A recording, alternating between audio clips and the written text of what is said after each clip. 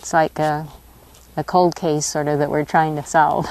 Just west of Oakley, you can see where the 2012 Cave Canyon fire came very close to a cemetery that was pretty much unknown to the Bureau of Land Management. This cemetery was a bit of a lost cemetery prior to the Cave Canyon fire, and it is located on BLM land. Suzanne Henriksen is a BLM archaeologist working on identifying the early settlers buried in the tiny plot known as Warm Springs Cemetery. She figures there are around 10 people buried here. But we do not have names. We certainly don't have markers for most of them. The graves, some of them dating to the 1870s, and of course associated with the Warm Creek Ranch, which was here in the 1860s. Shauna Robinson is a local historian and BLM volunteer helping with research on the cemetery.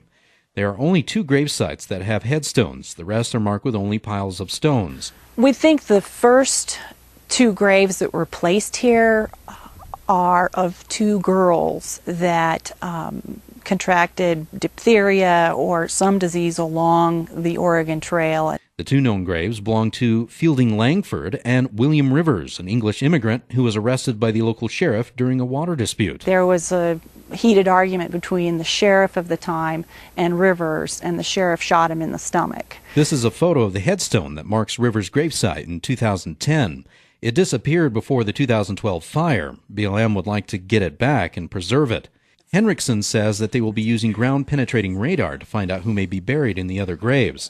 But ultimately, they'll have to rely on the local knowledge of who's buried there. The residents of the Oakley area keep such good records with their family histories. We know they know a lot more than we do about who is buried here. They will collect as much information on the cemetery and hand it over to the Idaho State Historical Society. So this won't happen again. Lost cemeteries won't happen again.